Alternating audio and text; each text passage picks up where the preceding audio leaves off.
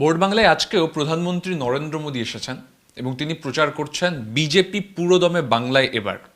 আর আমার সঙ্গে রয়েছেন ডক্টর জিতেন্দ্র সিং, যিনি একাধারে একাধিক দপ্তরের কেন্দ্রীয় মন্ত্রী এবং তিনি যেখান থেকে বিলং করেন সেই জায়গাটা কিন্তু কাশ্মীর। सर, आपको TV9 बांग्ला पर स्वागत है, TV9 भारत में भी आपका स्वागत है। सर, मेरा पहला सवाल आपके पास रहेगा कि आप बंगाल में इतने दिन रह रहे हैं, क्या देख रहे हैं बंगाल में? बंगाल की आदमी लोग क्या बोल रहे हैं कि अब की बार बीजेपी क्या बंगाल में आ रहे हैं? नहीं, बहुत बज़ाहिर तौर पर एक परिवर्तन की लहर है। और मैं तो ये कहूँगा कि लोग मन बना चुके हैं। वो चाहते हैं कि जो बरसों से इस प्रकार की जो सरकार चल रही है, जहाँ पर लोगों के ऊपर उत्पीड़न भी है, उनके ऊपर दबाव भी है, हिंसा भी है, भ्रष्टाचार भी है, और मोदी जी के नेतृत्व में पिछले 10 वर्षों में जिस प्रकार की अद्भुत योजनाएं देश भर में लागू की गई हैं, भले ही वो जनहित की योजनाएं थी, भले ही वो विकास की, उनका लाभ यहाँ तक पूरी तरह से नहीं उतर पाया धरती पर। चाहे वो आयुष्मान भारत थी, जो स्वास्थ्य को लेकर के एक अद्भुत, मुझे तो कहूँगा कि दुनिया की अनोखी ऐसी योजना, जहाँ पर के बीमार होने के बाद भी हेल्थ इंश्योरेंस हो सकता है। अक्सर प्राइवेट इंश्योरेंस कंपनीज इस बात की मोहलत नहीं रखती। वो योजना यहाँ तक नहीं पहुँच पा रही जिस तरह से पहुँचनी चाहिए।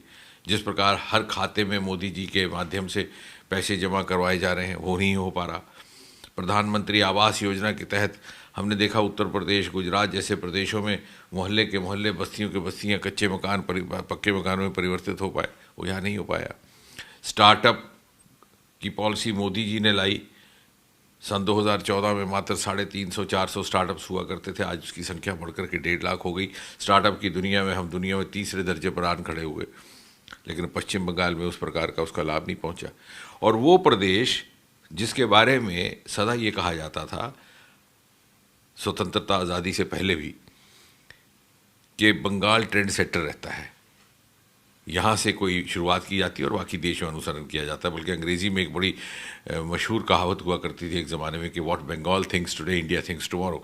अर्थात आज बंगाल ट्रेंड सेट करता है और बाकी देश में उसका अनुसरण होता है। लेकिन आज देखिए स्थिति बिल्कुल विपरीत है।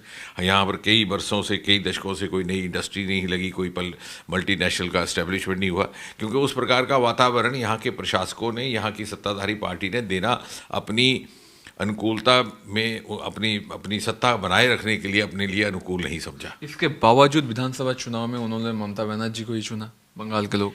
लेकिन मैं आपसे ये बात अभी बहुत विश्वास के साथ कह रहा हूँ कि अभी चूँकि लोकसभा का चुनाव चल रहा है और पिछली बार हमें 42 में से 18 सीटें मिली थी, इस बार हमारा लक्ष्य 30 रहेगा और 30 और 35 के बीच हमारी सीटें रहेंगी। 7वें चरण का चुनाव भी होने वाला है, जिसके साथ सीधा सीधा मेरा दायित्व जुड़ा है। उसमें 7 सीटें हैं, जिसमें से पिछली बार हमें 3 मिली थी। मुझे विश्वास है कि इस बार 7 की 7, वरना 6 तो हर सूरत में हमें प्राप्त होगी। लोगों ने मन बनाया है, क्योंकि आज के ज़माने में जो सोशल मीडिया का ज़माना है, रियल टाइम रिपोर्टिंग का ज़माना है, आप जैसे मीडिया मित्र देश की कोने कोने की खबर हर व्यक्ति तक पहुंचा रहे हैं। यहाँ का युवा, यहाँ की महिलाएं ये समझ रही हैं कि जिस प्रकार से बाकी देश विकसित भारत की यात्रा पर निकल पड़ा है, यहाँ की 3 पीढ़ियाँ ने उससे पिछड़ गई और वो इसके लिए अब तैयार नहीं है। और विशेषकर महिलाओं को, जहाँ कोई गैस का खाली, जहाँ चूल्हा था तो गैस का सिलेंडर पहुंचा, जहाँ शौचालय नहीं था शौचालय उपलब्ध करवाया गया, बिना मजहब व मिल्लत की देख रेख की हुई है। ये भी ना पूछा गया कि वोट टीएमसी को देते हैं कि किस पार्टी को देते हैं। इस प्रकार से महिलाओं में भी एक श्रद्धा का वोट प्रेरित हुआ है। आप जैसे विकास का बात कर रहे हैं, ममता बनर्जी बात कर रहे हैं कि सेंट्रल से कुछ मिल ही नहीं रहा है, 100 दिनों का काम का पैसा बंद कर दिया, सेंट्रल फंड नहीं आ रहा है। वो आपके खिलाफ के उनका जो बोला ये नारा है वो ये है। नहीं, बल्कि मैं तो बड़ी जिम्मेवारी से ये आरोप लगाने का साहस करूंगा कि इसके विपरीत प्रदेश से हमें कोई सहयोग नहीं मिलता। अब मैं छोटा सा उदाहरण देता हूँ। यहाँ पर अब इतने इतने बड़े कार्यक्रम आयोजित हो रहे हैं, प्रधानमंत्री जी के कार्यक्रम होते हैं, प्रधानमंत्री जी की जनसभाएं होती हैं, उसमें भी हमें राज्य सरकार की ओर से बहुत कम सहयोग मिलता है। हालांकि हमें ये बात समझनी होगी और ये मर्यादा के अनुकूल है कि प्रधानमंत्री केवल किसी पार्टी विशेष की नहीं है, वो कि भारतीय जनता पार्टी के प्रधानमंत्री नहीं है मोदी जी, वो तो टीएमसी के भी प्रधानमंत्री हैं, वो सारे देश, सारे राष्ट्र के प्रधानमंत्री। उसके बावजूद भी उनके कार्यक्रमों के लिए भी हमें पर्याप्त सहयोग नहीं मिलता। ये हमारे कार्यकर्ता जो यहाँ काम कर रहे हैं भारतीय जनता पार्टी के, वो आप उनसे बात करेंगे तो आपको बताएंगे कितनी कठिनाई की स्थिति में काम करते हैं। तो कहने का तात्पर्य ये कि ये चूंकि राज्य सरकार की ओर से कोई सहयोग नहीं है, उस बात पर पर्दा डालने के लिए कहते हैं कि केंद्र की ओर से सहयोग नहीं। और यही नहीं, यहाँ तक कि नहीं सीमित, जो केंद्र की जनहित की योजनाएं हैं जिसमें किसी तरह की राजनीति का कोई लेना देना नहीं है, चाहे वो शौचालय की योजना, चाहे वो प्रधानमंत्री आवास योजना, चाहे जैसे मैंने कहा आयुष्मान। अब आयुष्मान भारत अगर लागू हो जाए तो किसका इसमें नुकसान है? ये किसी पार्टी विशेष के लिए नहीं, तो हर पार्टी के लिए है। आज के ज़माने में जो घर में बीमारी आ जाती है तो कितनी बड़ी संकट पैदा हो जाती है, हम सब महसूस कर सकते हैं। लेकिन वो योजनाएं जब यहाँ लागू नहीं की जा रही, तो कहने का तात्पर्य है कि यहाँ की सरकार केंद्र का सहयोग लेना ही नहीं चाहती। केंद्र की योजनाओं को ना लागू करने के पीछे उनकी राजनीति है, एक खास वोट बैंक विशेष को रिझाने के लिए और उनको ये जतलाने के लिए कि देखिए हम मोदी जी के साथ चलने को तैयार नहीं है, हम उनको डिफाई कर रहे हैं, ताकि उस वोट बैंक विशेष को रिझाते रहें, तुष्टीकरण करते रहें, अपीसमेंट करते रहें। उस छोटे से मकसद के लिए ये इतना बड़ा जनहित से अपने लोगों को वंचित रख रहे हैं। ये जो आप कह रहे हैं, ऐसे ही बीजेपी के लोग हैं जो यहाँ के हैं, सेंट्रल के हैं, ये कहते हैं कि ममता बनर्जी का सबसे बड़ा पॉइंट है भ्रष्टाचार। भ्रष्टाचार के खिलाफ मोदी जी आवाज़ उठाते हैं। लेकिन अब ये बात बताइए, जो टीचर रिक्रूटमेंट स्कैम है यहाँ पर 26,000 लोगों का चाकरी बर्खास्त हो गए थे वो लोग, फिर सुप्रीम कोर्ट में जाकर उन लोगों का चाकरी मिला। कि ये जो जॉब वगैरह में स्कैम कर रहा है वेस्ट बंगाल गवर्नमेंट, इसके बावजूद कैसे वो वोट पा रहे हैं? मैं आपको बताऊंगा। आप देखिए, आज का ज़माना है तर्क, तथ्य और तुलना, फैक्ट्स, कंपैरिजन एंड एविडेंस। अब उसके आधार पर मैं आपको छोटी सी उदाहरण दूंगा। मोदी जी ने सरकारी नौकरियां केंद्र सरकार की ओर देने के लिए एक लेवल प्लेइंग फील्ड का प्रयास किया इन 10 वर्षों में। सन 2014 में सरकार बनते ही 3 महीने के भीतर उन्होंने अटेस्टेशन की प्रथा को समाप्त कर दिया और नौजवान अपने सेल्फ अटेस्टेशन कर सकता है। और एक बहुत बड़ा संदेश गया देश भर में कि अब एक ऐसे प्रधानमंत्री हैं, एक ऐसी सरकार है जिसे अपने युवाओं पर विश्वास करने की क्षमता है। उसके कुछ ही महीनों के बाद इंटरव्यू की प्रथा समाप्त कर दी गई, क्योंकि क्या होता था कि इंटरव्यू में अगर किसी को पक्षपात करना होता था, भ्रष्टाचार करना होता था, उसको 100 अंक दे देते और रिटर्न में उसको फेल कर देते। और उसका नतीजा ये हुआ कि गांव देहात से आने वाले अब काबिल लड़के, योग्य लड़के, प्रतिभाशाली लड़के नौकरियां प्राप्त करने लगे, उच्च संस्थानों में शिक्षा ग्रहण करने के लिए दाखिले प्राप्त हुए। उसके विपरीत अब देखिए, जैसे मैंने कहा तर्क तुलना, उसके विपरीत पश्चिम बंगाल में क्या हो रहा है। अभी हाल ही में जो अध्यापकों की नियुक्ति में, टीचर्स अपॉइंटमेंट में जो घोटाला हुआ है, मैं नहीं कह रहा, भारतीय जनता पार्टी नहीं कह रही, मोदी जी नहीं कह रहे, सर्वोच्च न्यायालय ने कहा सिस्टमिक फ्रॉड। अब सिस्टमिक फ्रॉड, मैं तो समझता हूँ कि इतनी शर्मनाक बात है इस प्रकार की टिप्पणी भारत का सर्वोच्च न्यायालय किसी सरकार को दे, कि सरकार के ऊपर करे, तो मुझे लगता है कि सरकार को स्वयं मंथन की आवश्यकता है। और ये भ्रष्टाचार का एक पूरा का पूरा जो एक ढांचा यहाँ पर खड़ा कर दिया गया है बंगाल में, ये मुझे लगता है कि न केवल अपने आप में शर्मसाज करने वाला है, बल्कि इसका उदाहरण देश भर में और दुनिया में कहीं नहीं मिलता। अब ये देखिए, आज का लेटेस्ट अपडेट है, सीबीआई इसका इंक्वायरी कर रहा है ये घोटाला का। तो उन्होंने ये पाया है कि एसएससी जो रिक्रूटमेंट ऑर्गेनाइजेशन है, वो लोग इवोल्यूशन संस्था को मेल में नाम भेजे थे कि इनका नंबर बढ़ा दो। ये मेल उनको मिला। अब ऐसा अगर मिलता है तो लोगों का तो सरकारी नौकरी का ऊपर से भरोसा उठ जाएगा। निश्चय ही, इसीलिए सर्वोच्च न्यायालय कहा कि सिस्टमिक फ्रॉड, यानी आप इसको इंस्टीट्यूशनलाइज कर रहे हो, आप भ्रष्टाचार को इंस्टीट्यूशनलाइज कर रहे हो, फ्रॉड को इंस्टीट्यूशनलाइज। अभी तक जो भ्रष्टाचार होता भी था तो साहब किसी भाई भतीजा बात करना है, पक्षपात करना, किसी से पैसे का लेन देन हुआ तो एक्सपर्ट को कहा कि इसको अंक ज़्यादा दे दो, वर्बली बात करके कहा, या कहीं पेपर का हेर फेर रहा। यहाँ पर लिखित में भेजा जा रहा है कि साहब ये कैंडिडेट हैं, इनके नंबर बढ़ाने, इनके अंक बढ़ाने, यानी you are institutionalising the corruption practices. और ये एक बहुत ही गैर सेहतमंद बात तो ही है, एक बहुत ख़तरनाक उदाहरण देश भर के लिए, और वो भी एक ऐसे प्रदेश से, पश्चिम बंगाल से, जिसे बुद्धिजीवियों का प्रदेश माना जाता है, आज से नहीं, आज़ादी से पहले से। देखिए, सीबीआई ईडी इन्वेस्टिगेशन कर रहा है, अब यहाँ पर कोल स्कैम का इन्वेस्टिगेशन चल रहा है। आप इस बात में बात करते करते मुझे ये याद आ गया कि जब मैं सोचता हूँ या पढ़ता हूँ कि ये अध्यापकों को लेकर के स्कैम, तो मेरे दिमाग में, जहन में तुरंत ये याद आ जाता है कि यही वो प्रदेश है जहाँ से अंग्रेज़ों के वक्त में हिंदुस्तान का सबसे नौजवान वाइस चांसलर, कुलपति नियुक्त किए गए थे, doctor Shyama Prasad Mukherjee, at the age of 34-35। यानी अपने ज़माने में वो सबसे कम उम्र कुलपति थे।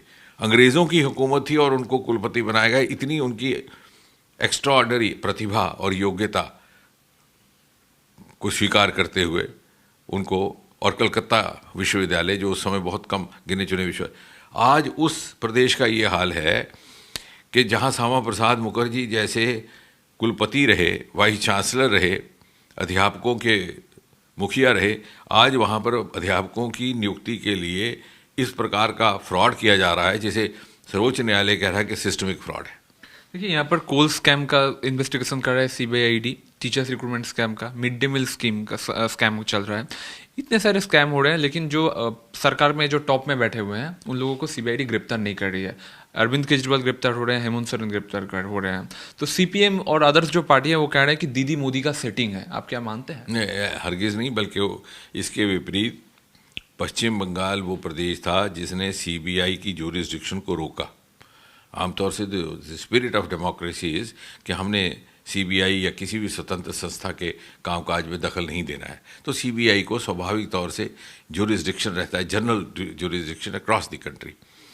लेकिन इन्होंने उस एक नियम का दुरुपयोग करते हुए वो जनरल एक्सेप्टेंस विड्रॉ किया, जिसका परिणाम यह हुआ कि पश्चिम बंगाल में सीबीआई को भी किसी केस लेने के लिए या तो कचहरी अदालत के माध्यम से आना पड़ता था या किसी और माध्यम से। सरकार केस रेफर करने को तैयार नहीं थी और केस देने को भी तैयार नहीं थी। यानी भ्रष्टाचार करो, चोरी और सीनाजोरी, भ्रष्टाचार भी करना, चोरी भी करनी, और उसको छिपाने के लिए हर किस्म की बेशर्मी के साथ हथकंडा भी इस्तेमाल करना। और एक बात बताइए, अभी तो 24 का चुनाव का 4 जून को रिजल्ट आएगा, उसके बाद 26 में यहाँ पर विधानसभा चुनाव है। विधानसभा में क्या बीजेपी यहाँ पर सरकार कर पाएगा? निश्चय ही। जो इस बार के परिणाम आने वाले हैं 4 जून को लोकसभा के, और जिस तरह से एक पूरे तरह का एक दृश्य बदलने वाला है पश्चिम बंगाल में, वो नींव रखेगा, फाउंडेशन रखेगा आने वाले विधानसभा चुनाव की। क्योंकि जैसा मैंने कहा, लोग बहुत ज़्यादा बोल नहीं रहे खुल करके, क्योंकि टीएमसी सरकार की ओर से इस प्रकार की इंटिमिडेशन है, प्रेशर टैक्टिक्स हैं, आतंक भी है, वोटर को भी उस तरह से आतंकित किया जाता है, अफसरों को भी उस तरह से भयभीत करके रखा गया है।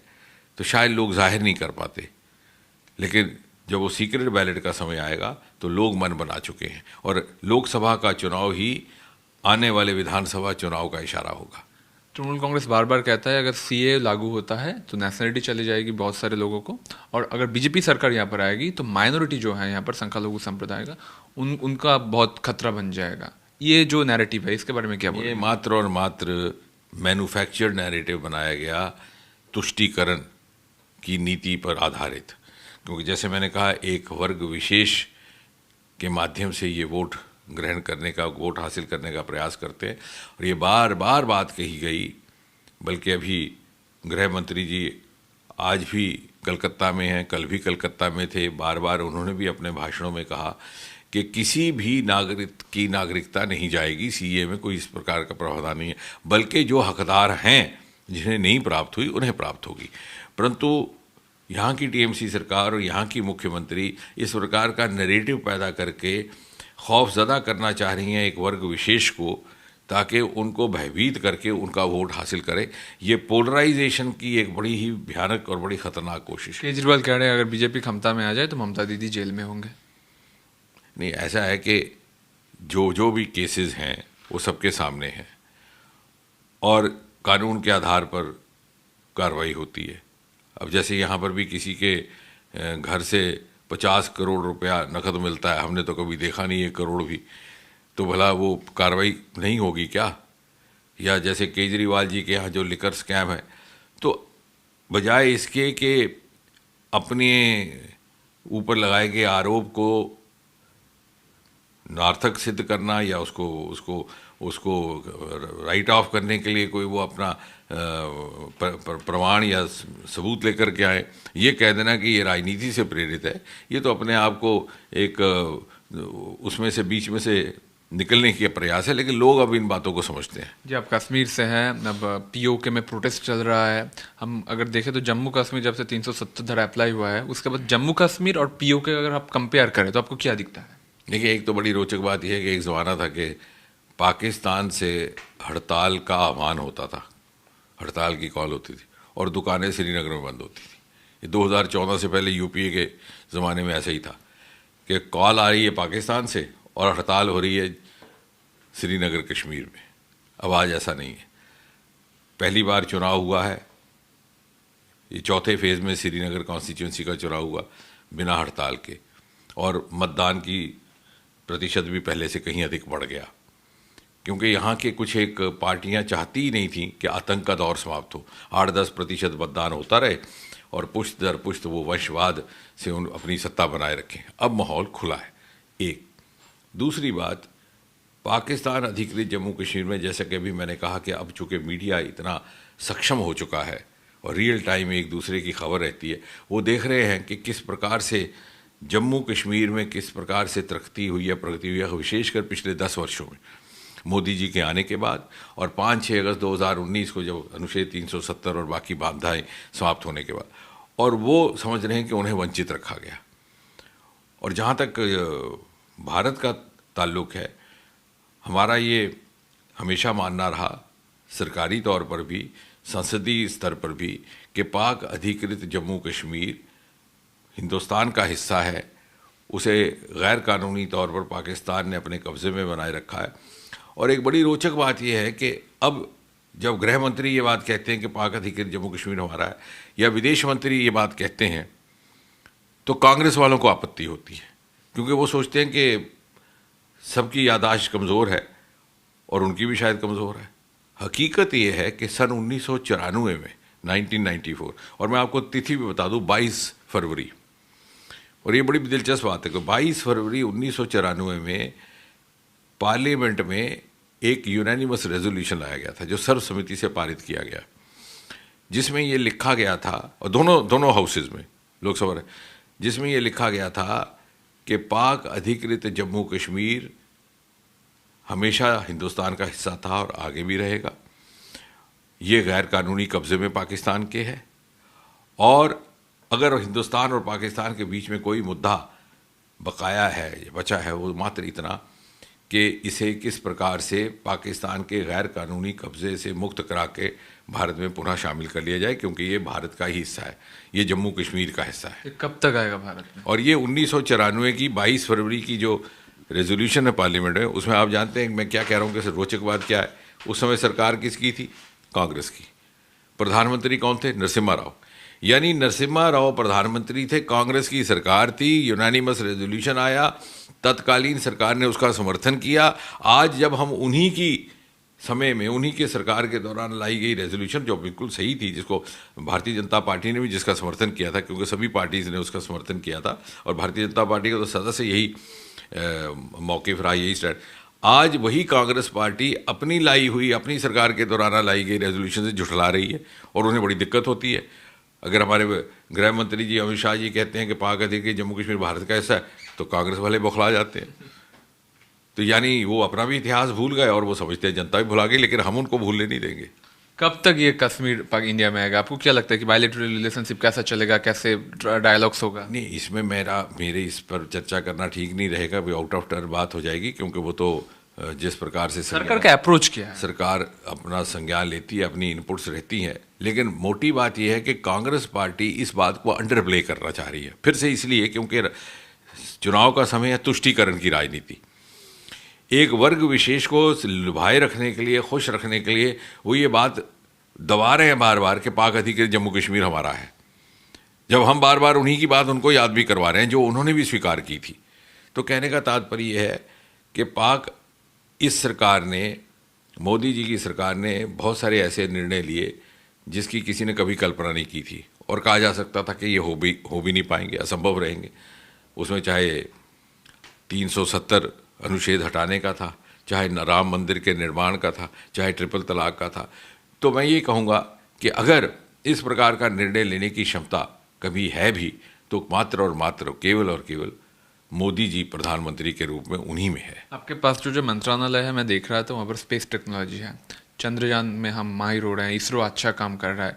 अब क्या सोचते हैं कि ये क्या पब्लिक डिमांड है, लोग क्या यही चाह रहे हैं कि हम स्पेस में उन्नति करें, और आगे की आपका परिकल्पना क्या है? नहीं, मैं सबसे पहले तो यही कहूँगा, इससे आगे बात करने से पहले ये कहूँगा, इसका श्रेय पूरा का पूरा मोदी जी को जाता है। हमारे पास अंतरिक्ष विज्ञान में प्रतिभा की कोई कमी ना थी, योग्यता की कमी ना थी, मेहनत करने का, परिश्रम करने का मादा भी था, आंखों में सितारे भी थे। हमारे जो संस्थापक थे सारा भाई, उस समय साधनों का इतना अभाव था कि अपना सामान बाईसाइकिल पर लेकर जाते थे।